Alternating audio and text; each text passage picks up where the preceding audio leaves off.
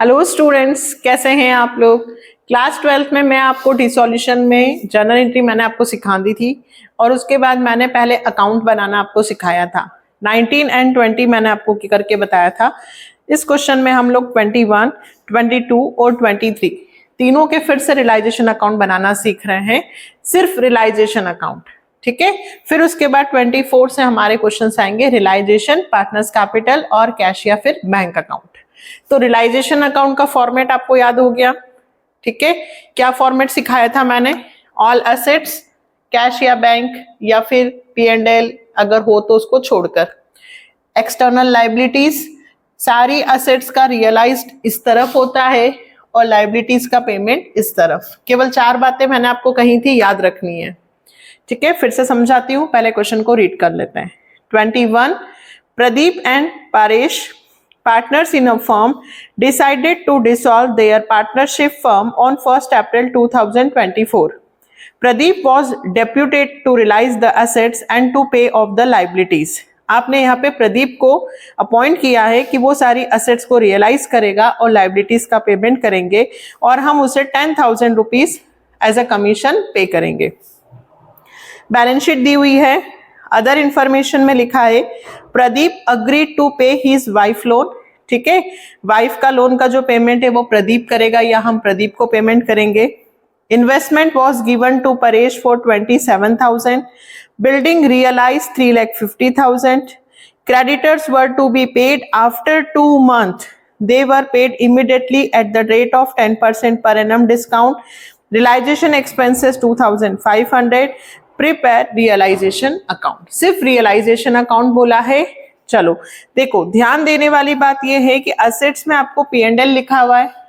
P&L loss है, partners capital में distribute होगा, लेकिन क्वेश्चन में गुडविल भी दी हुई है। ध्यान रखना, गुडविल भी हम रियलाइजेशन अकाउंट में ही लिखेंगे।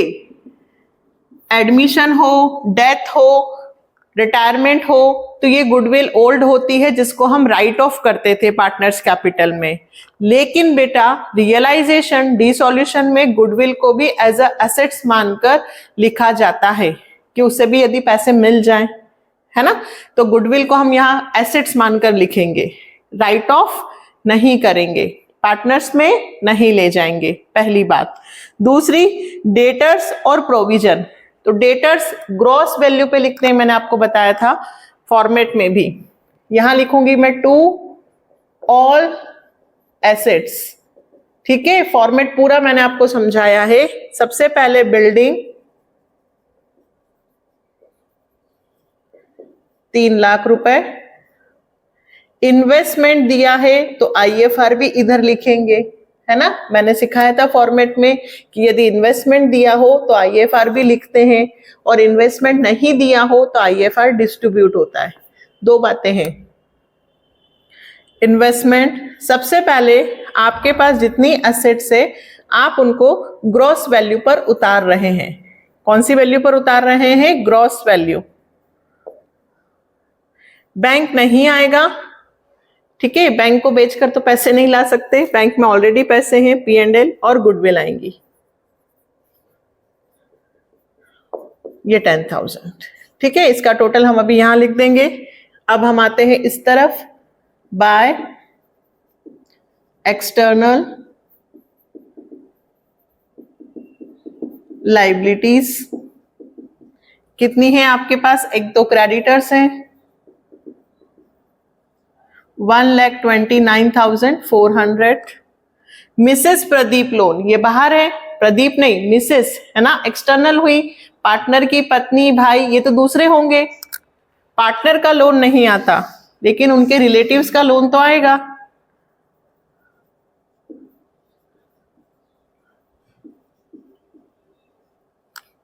और परेश लोन, परेश का लोन नहीं आएगा, वो इंटरनल है, परेश पार्टनर है, उसका हम अलग से बनाएंगे, अभी नहीं, जब क्वेश्चन में आगे चलेंगे तब। IFR आएगा 8,000 और जो डेटर्स मैंने इधर ग्रॉस वैल्यू पे लिखे थे उसका प्रोविजन आएगा, प्रोविजन ऑन डेटर्स, डेटर्स हमेशा बेटा ग्रॉस वैल्यू पे लिखना, और प्रोविजन जो होता है 4,000 रुपए जो हमारे डूबने वाले हैं वो हम इस तरफ लिखेंगे। हमेशा ध्यान रखना डेटर की ग्रॉस वैल्यू और प्रोविजन इस तरफ लिख देना। सिर्फ लिखना है, पेमेंट नहीं करना है।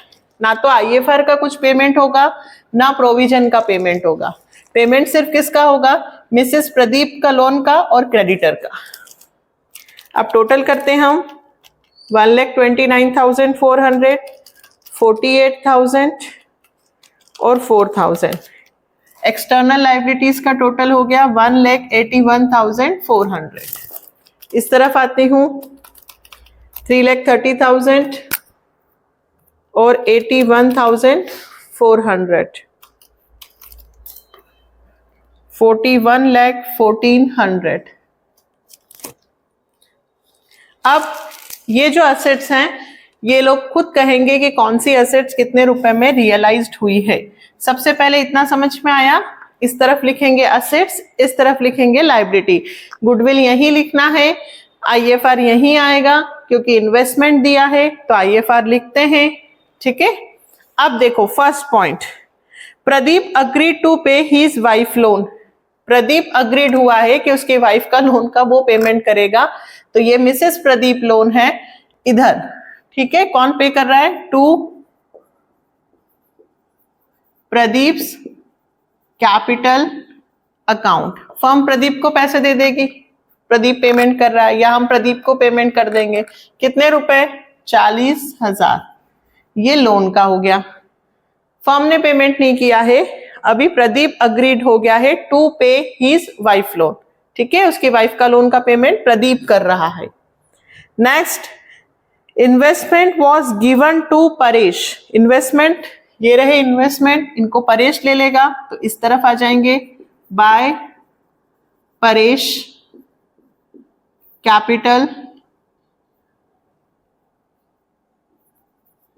Capital account. इन्वेस्टमेंट कितने रुपए में? 27,000। इस बात से हमें कोई मतलब नहीं है कि वो कितने के हैं, इन्होंने कितने में लिया, पेमेंट किया है, वो ध्यान रखना है। फिर बिल्डिंग से 350 रियलाइज्ड हुए। क्वेश्चन में बाय बैंक दिया हुआ है तो हम हर जगह बैंक लिखेंगे। अब बेटा देखो, इन्वेस्टमेंट रियलाइज्ड हो गए और गुडविल के बारे में कुछ नहीं दिया है, तो बेटा ध्यान से सुनो, गुडविल एक इनटेंजिबल एसेट्स होती है, दिखाई नहीं देती है ना, ये हमारी फिक्टिशियस एसेट्स में आती है, तो इसकी वैल्यू यदि क्वेश्चन में दी हो तो रियलाइज करना, अदरवाइज गुडविल की वैल्यू आप अपनी मर्जी से रियलाइज नहीं कर सकते। ध्यान से सुन लो, गुडविल सिर्फ लिखना है, रियलाइज नहीं होगी। ठीक है, अगर क्वेश्चन में मेंशन है तो लिखना, अदरवाइज रहने देना। फिर बिल्डिंग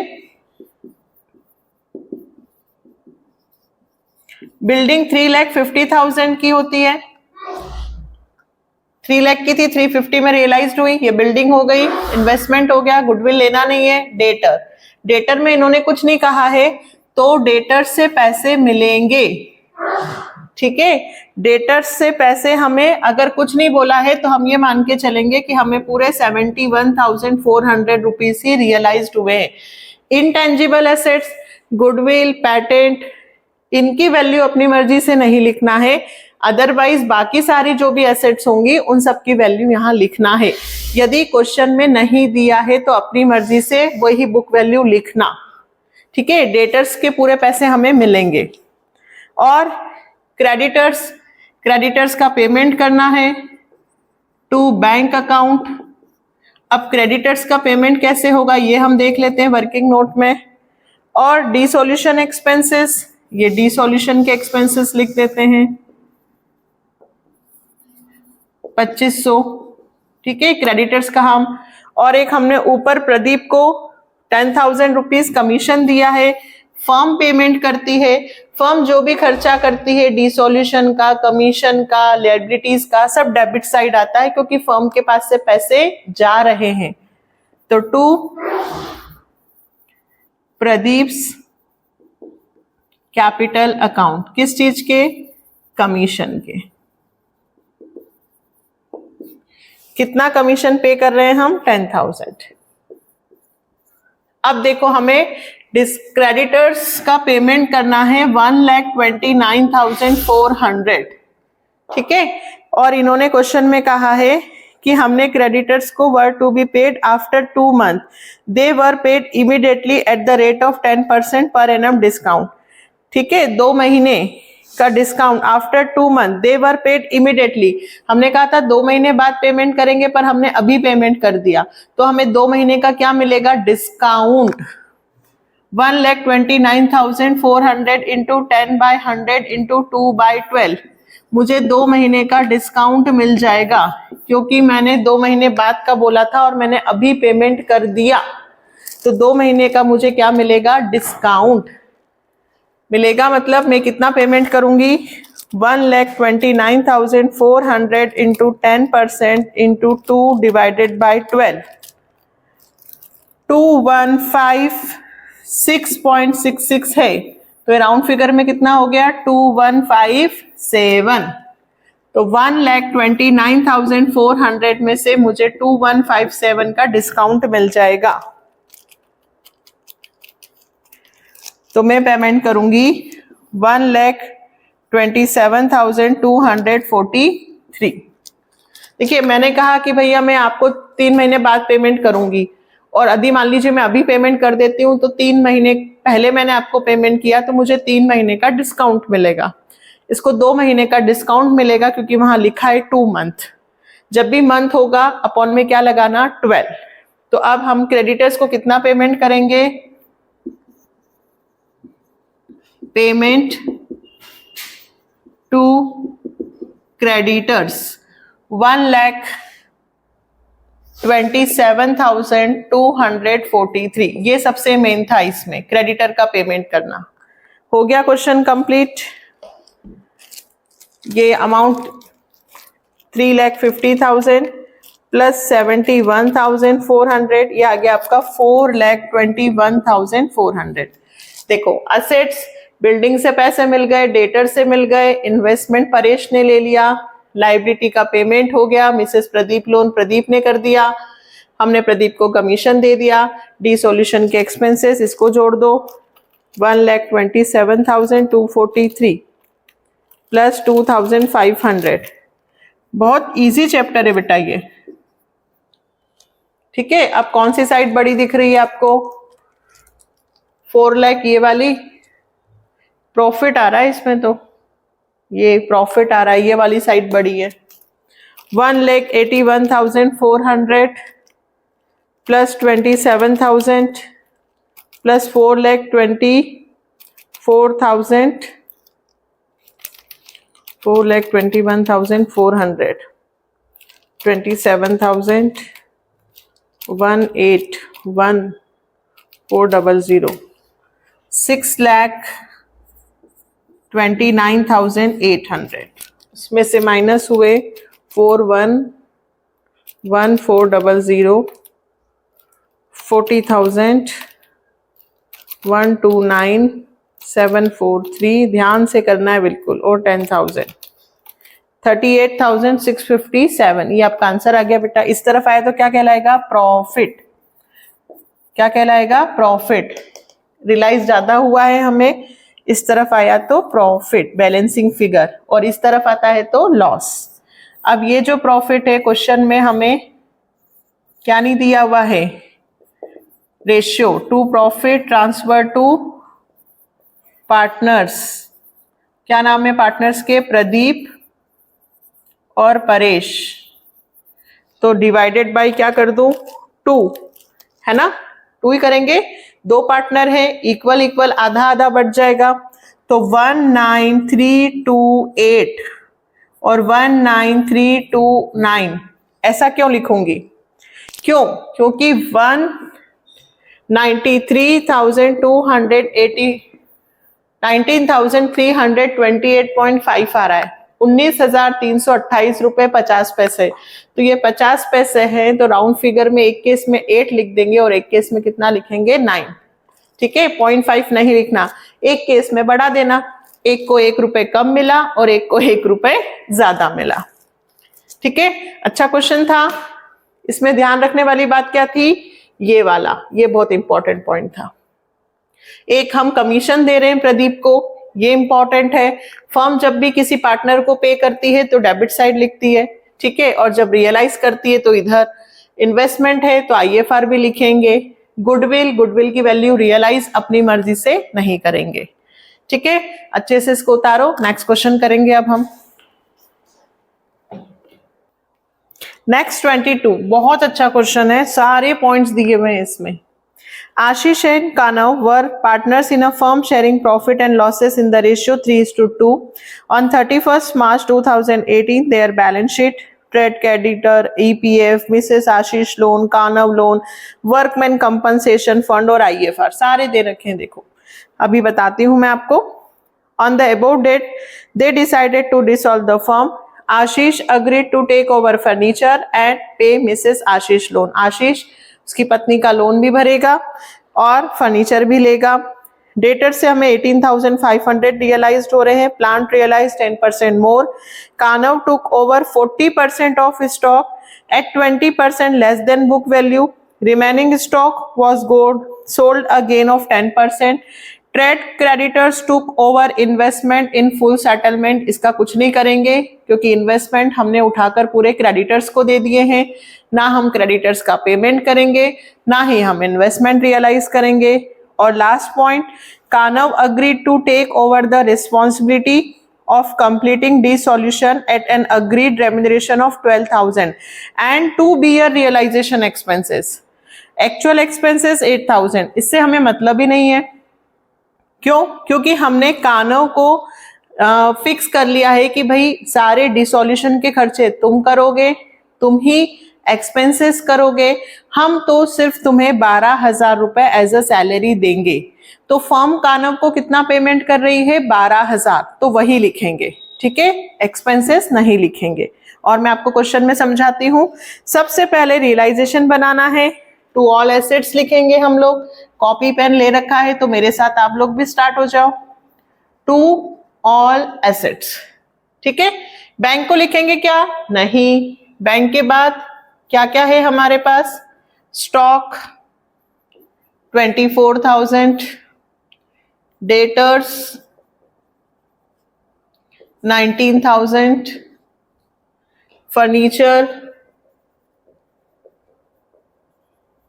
40,000 और प्लांट 2,10,000 और इन्वेस्टमेंट है तो IFR भी आएगा 32,000, ठीक है। प्लस करो इसका, अभी अपन लिखते हैं इस तरफ आते हैं। By all external liabilities account.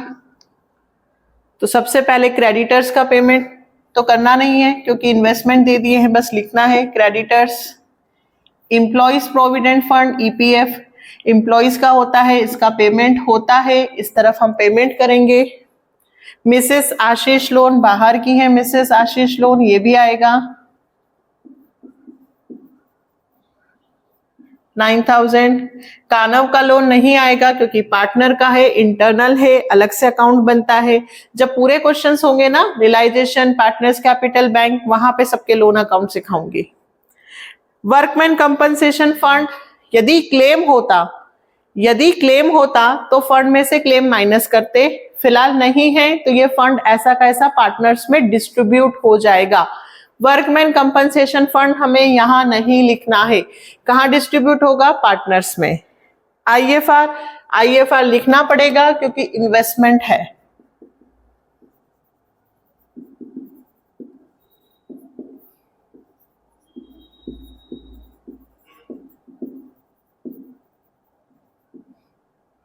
कितना investment fluctuation fund reserve? 4,000। WCR workman compensation fund नहीं लिखा है, ये वहां बटेगा, ठीक है। तो पहले इनका टोटल कर लेते हैं। 24,000, 19,000, 40,000, 2,10,000 और 32,000।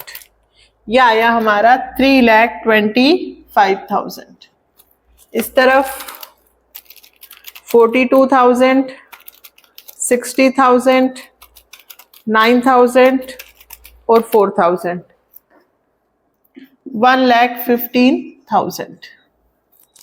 अब देखो बेटा क्या बोला है, Ashish agree to take over furniture. Furniture को कौन लेगा? आशीष। तो आशीष का नाम लिख देते हैं बाय आशीष कैपिटल। या तो बिकेंगी चीजें या पार्टनर लेके जाएगा। तो यहां पे पार्टनर ले गया है फर्नीचर। कितने रुपए का फर्नीचर ले गया वो? 38,000। ठीक है, फिर नेक्स्ट,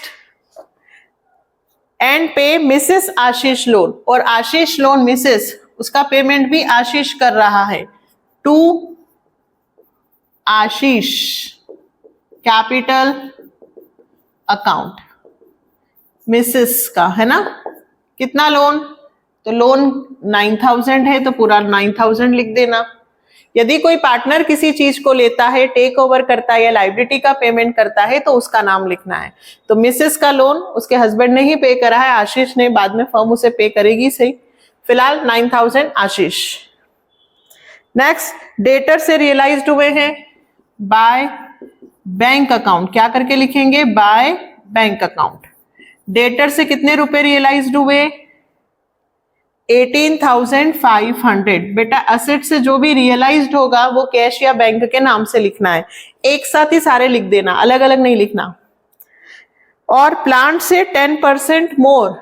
अब देखो प्लांट कितने का है? 2,10,000 का है ना, ये 2,10,000 का। 10% मोर तो इसका 10% आएगा 21,000। ठीक है, तो 2,10,000 में 21,000 और प्लस कर दो, 2,31,000। ये प्लांट से मिल गए। फिर कानव टुक ओवर 40% स्टॉक। अब देखो बेटा इसको ऐसे लिखना, ये बार बार आएगा आपको। स्टॉक है आपके पास 24,000 का, दो बनाना। कानव ने 40% कानव ने लिया है। ये किसने लिया है? कानव ने। तो कानव का नाम लिखना। और बाकी हमने 10% प्रॉफिट पर सेल किया है। ठीक है, तो पहले ध्यान से सुनना, 24,000 का पहले तो मैं 40 और 60% निकालूं। 60 कैसे आया? क्योंकि यदि 24,000 का 40% 9,600 होता है तो बाकी जो बचा वो कितना होगा? 60%, 14,400। ये वाला कानव ने लिया, लेकिन कानव ने पूरा 9,600 में नहीं लिया, आगे लिखा है 20% लेस। कुछ बच्चे क्या करते हैं, इसी का 20% लेस कर देते। नहीं, पहले दो ऑब्लिक बनाना, एक तरफ लिखना 40%, एक तरफ 60% या 50-50 जो भी ले। अब 9,600 का 20% हुआ 1,920 रुपए। लेस है तो माइनस कर दो, 7,680। ये कौन ले गया? Kanav. Sorry, Kanav's capital account 7,680। ये तो स्टॉक ले गया। ठीक है, और बचा 60%, उसको मैंने 10% प्रॉफिट पर बेच दिया। तो 10% प्रॉफिट यानी कि 1440, तो मैंने उसे 15,840 में बेच दिया। 40% कानव ले गया तो 40 इधर, कम वैल्यू तो माइनस करना, मोर देन बोला है तो प्लस करना। 60% 10% प्रॉफिट पर बेचा, तो जो बेचा वो यहां लिखूंगी स्टॉक करके। ठीक है, ये सेल है, ये कानव ले गया। तो अब हमारा टोटल कितना पैसा? 18,500 प्लस 2,31,000 और 15,840, 2,65,340। ये हमारी असेट्स हो गई। देखो, स्टॉक हो गया, डेटर हो गया, फर्नीचर हो गया, प्लांट भी हो गया और इन्वेस्टमेंट भी हो गया। इन्वेस्टमेंट हुआ क्या? नहीं, इन्वेस्टमेंट नहीं हुआ। 32,000। चलो, और हाँ, इन्वेस्टमेंट भी हो गया नेक्स्ट पॉइंट में। Trade creditors took over investment in full settlement. Investment का पेमेंट हमने पूरा इन्वेस्टमेंट उठा के किसको दे दिया? क्रेडिटर्स को। ठीक है, फुल सेटलमेंट में हमने हमारे इन्वेस्टमेंट किसको दे दिए? क्रेडिटर्स को। अब ना हम इन्वेस्टमेंट वसूल करेंगे, रियलाइज करेंगे, और ना ही क्रेडिटर का पेमेंट करेंगे। ये हो गया खत्म। फिर हमने कानव को अपॉइंट किया है कि भाई डिसॉल्यूशन के एक्सपेंसेस और सारा खर्चा तुम करोगे और हम तुम्हें 12,000 रुपए देंगे एज अ रेमुनरेशन। ठीक है, तो अब जो खर्चे हैं वो कानव बियर करेगा। फर्म कानव को कितना पेमेंट कर रही है? 12,000। अब कानव जाने कानव कितना खर्चा कर रहा है उससे हमें मतलब नहीं है। फर्म केवल 12,000 रुपए की एंट्री करेगी। फर्म कानव को पैसे दे रही है 12,000। क्या जर्नल एंट्री बनेगी? Realisation to Kanav's capital. Question तो खत्म हो गया, बट एक बार लाइबिलिटीज में क्रेडिटर्स का पेमेंट तो इन्वेस्टमेंट से हो गया, इनका हो गया, आईएफआर का होता नहीं, बचा कौन? ईपीएफ। ईपीएफ का पेमेंट भी हमें करना होगा। एम्प्लॉइज प्रोविडेंट फंड, क्यों? क्योंकि भाई फर्म बंद हो रही है तो एम्प्लॉइज का पैसा तो एम्प्लॉइज को वापस करना ही होगा। चले कंप्लीट चेक करें। इधर का टोटल बड़ा है 115, 1,15,000, 38,000, 2,65,340 और 7680। इधर आया 426,020, जिसमें से हम माइनस करेंगे 3,25,000, 9,000, 12,000 और 60,000। तो आंसर आएगा इसका यस 20020। आ गया बेटा आंसर। प्रॉफिट है इसमें भी, टू प्रॉफिट। क्या लिखेंगे पूरा? Transfer to partners 20,020। इस बार रेशियो दिया है हमको। पार्टनर के नाम कौन है? आशीष और कानव। रेशियो 3:2। आशीष और कानव रेशियो दिया है 3:2।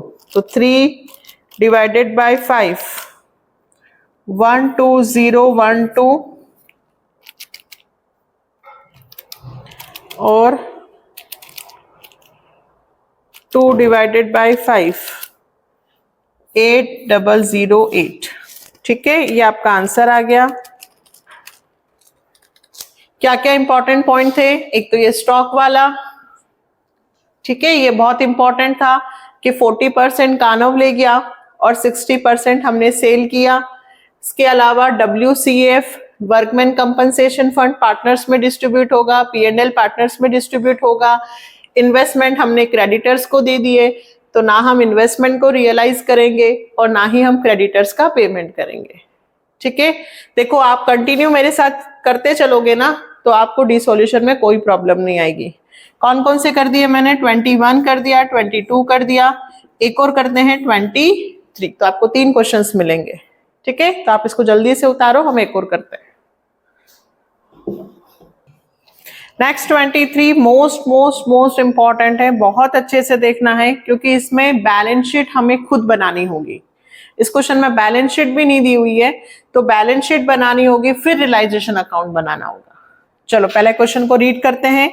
रामू, लक्ष्मण और Bharat started business on 1 April 2023 with capital 1,80,000 and 60,000.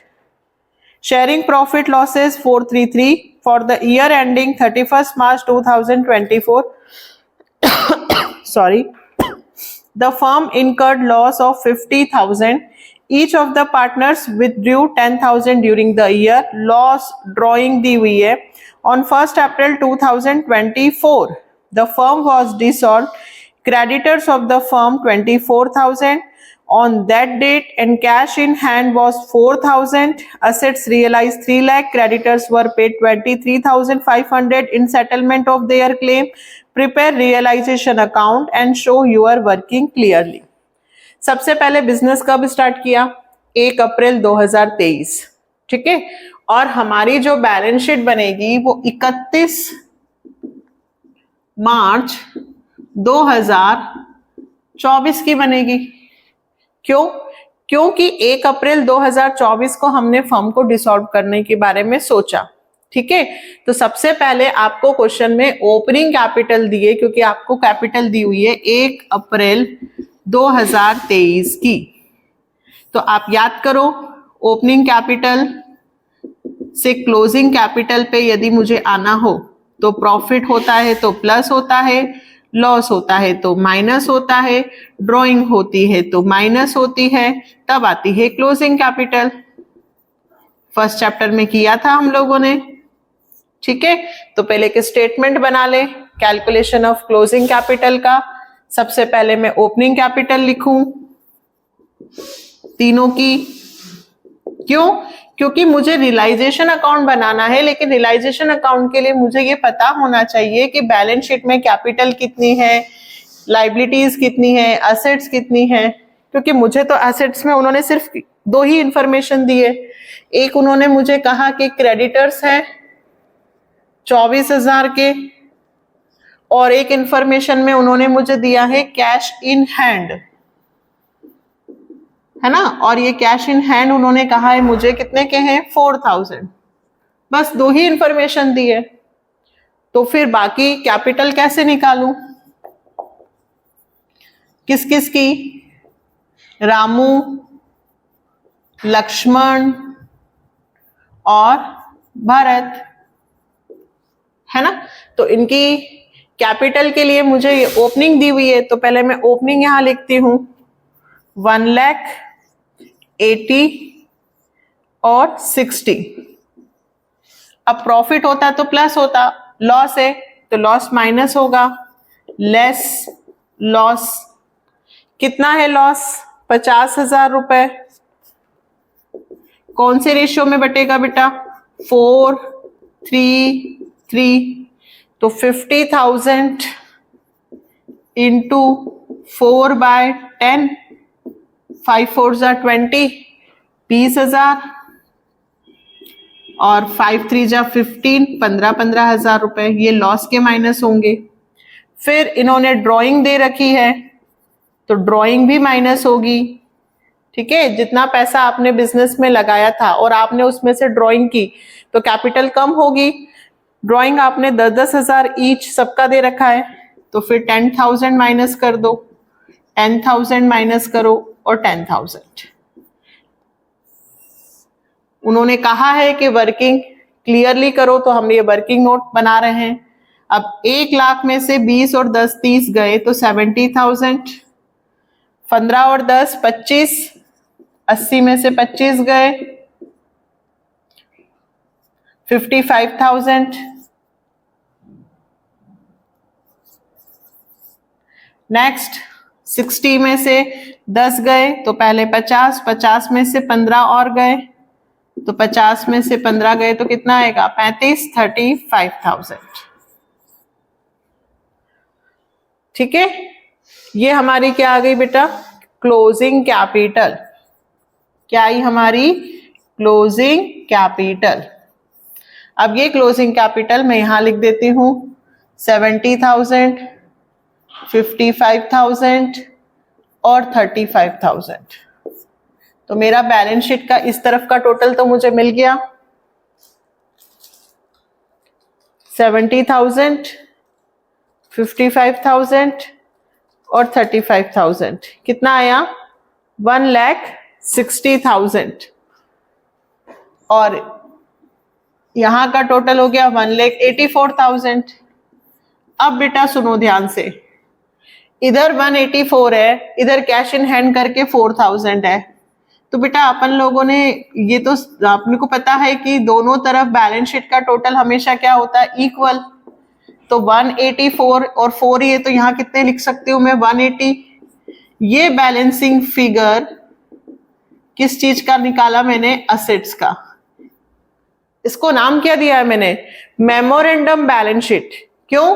क्योंकि क्वेश्चन में हमें बैलेंस शीट भी खुद बनाना है। कैसे बनाई? कैपिटल निकाली, कैपिटल लिखा, लाइबिलिटी में क्रेडिटर्स दिए थे, इस तरफ का टोटल हो गया। अब भाई लाइबिलिटी इतनी है और कैश इन हैंड इतना है, तो बचा वो हमारी एसेट्स हो गई। रियलाइजेशन तो बहुत सिंपल बनेगा, सिर्फ एसेट्स और लाइबिलिटी को करना है, लेकिन ये पता होना चाहिए कि मेमोरेंडम बैलेंस शीट कैसे बनी, है ना।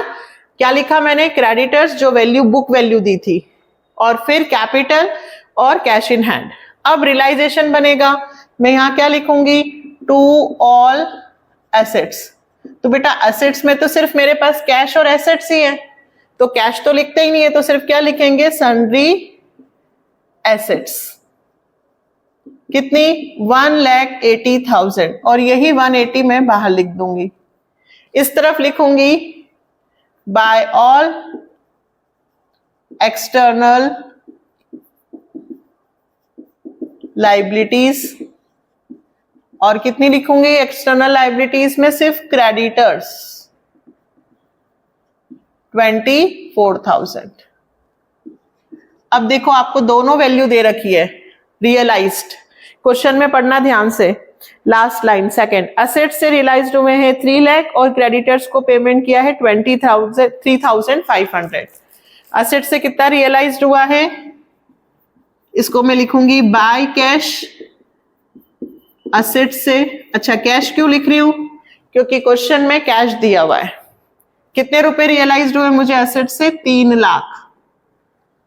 और लाइबिलिटीज का पेमेंट इधर कर दूंगी, टू कैश, क्रेडिटर्स 23,500। ये बन गया मेरा रियलाइजेशन अकाउंट। बस इतना सा ही था। क्या आ रहा है इस क्वेश्चन में भी? प्रॉफिट। क्यों? क्योंकि ये साइड मुझे बड़ी दिख रही है, 3,24,000। तो 3,24,000 में से 180 गया और 23,500 गया, 1,20,500। ये आपका प्रॉफिट आ गया। टू प्रॉफिट 1,20,500 किसमें बटेगा? तीनों में, रामू, लक्ष्मण और भरत। 1,20,500 इंटू 4/10, 48,200।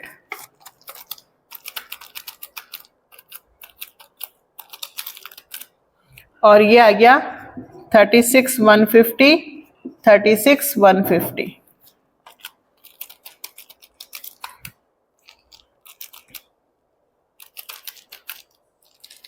ठीक है, पूरा लिखेंगे प्रॉफिट ट्रांसफर टू पार्टनर्स। आया समझ में? बहुत अच्छा क्वेश्चन था। क्या था क्वेश्चन में कि हम लोगों को कैपिटल ओपनिंग दी हुई थी और जो फर्म डिसॉल्व हुई वो 1 अप्रैल 2024 को हुई, तो मुझे 31 मार्च 2024 की कंडीशन पता होनी चाहिए कि 31 मार्च 2024 को पार्टनर्स के पास कितने की असेट्स, कितने की लाइबिलिटी और कितने की कैपिटल थी। इसलिए मैंने पहले मेमोरेंडम बैलेंस शीट बनाई। मेमोरेंडम बैलेंस शीट के लिए पहले स्टेटमेंट बनाया, क्लोजिंग कैपिटल निकाली, फिर कैपिटल को यहां लिखकर असेट्स पता की, फिर मैंने रियलाइजेशन बनाया। तो मैंने आपको कितने क्वेश्चन सिखाए बेटा? 3, 21, 22 और 23। ठीक है, तीनों क्वेश्चंस की प्रैक्टिस करना। नेक्स्ट वीडियो से हम लोग इसके क्या सीखेंगे? पार्टनर्स, कैपिटल और कैश। यदि आप लोगों ने तीनों क्वेश्चंस और 5 क्वेश्चंस भी यदि कर लिए हैं 17 से, तो आपको रियलाइजेशन बनाने में अब प्रॉब्लम नहीं आएंगी। ठीक है, चैनल के साथ बने रहना, सपोर्ट करना है, करने की जरूरत है। और मिलते हैं नेक्स्ट वीडियो में कुछ और अच्छे नए क्वेश्चंस के साथ। Bye, take care.